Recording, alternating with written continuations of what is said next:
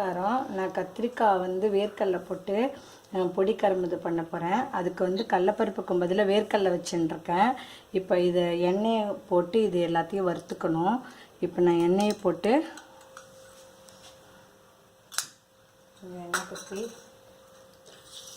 வேர்க்கடலை ஒரு spoon, 2 spoon, 3 spoon அளவுக்கு வேர்க்கடலை போட்டுக்கலாம்.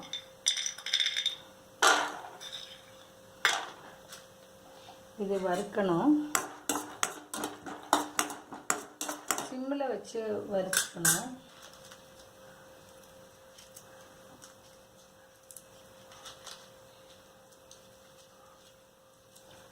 ஒரு 4 மிளகா, 1 ஸ்பூன் மல்லி,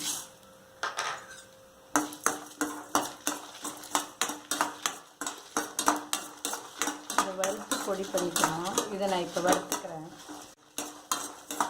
கடலை தகப்பாக போகிறாப்புல அதுக்குள்ளே மல்லி வாசனையும் வரும். அதோட அப்படியே சேர்த்து வறுத்துக்கலாம். இதில் கொஞ்சம் கடுகு போட்டுக்கலாம்.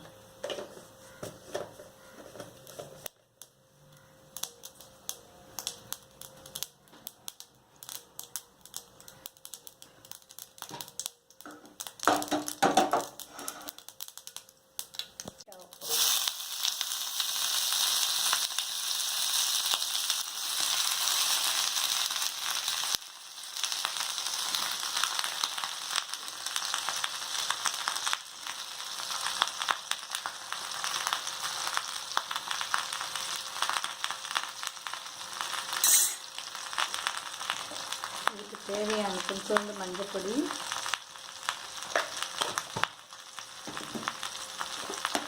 இதுக்கு தேவையான உப்பு போட்டுடலாம். உப்பு போட்டுட்டு ஒரு பரட்டி மூடி வச்சிடலாம். எண்ணெய் கம்மியாகும். அப்போதான்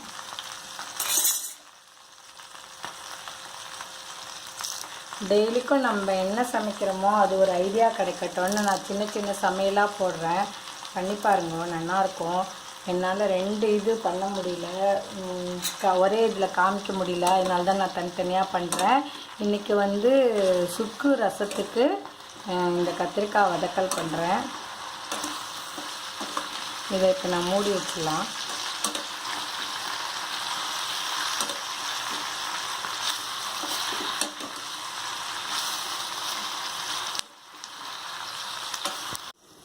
இப்போ ஜலம்லாம் குத்த வேண்டாம், அது அப்படியே நல்லா வதங்கி வேந்திருக்கும்.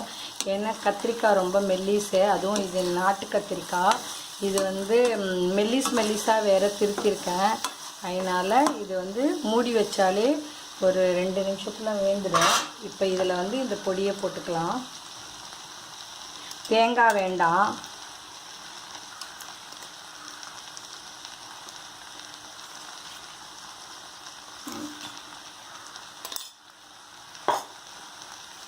கொஞ்சம் பெருங்காயப்பொடி,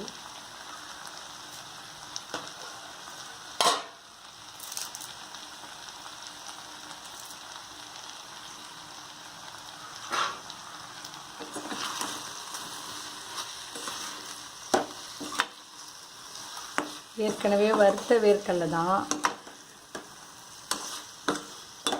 2 ஸ்பூன், முதல்ல 1 ஸ்பூன் எண்ணெய் ஊற்றிட்டு கடுகை தாளிச்சுண்டு இதை போட்டு இப்படி பரட்டின்ட்டு கடைசியாக 1 ஸ்பூன் எண்ணெய் குத்தணும்.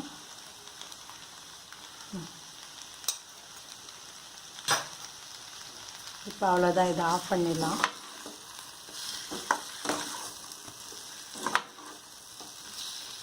இதை நான் இப்போ ஆஃப் பண்ணிடுறேன்.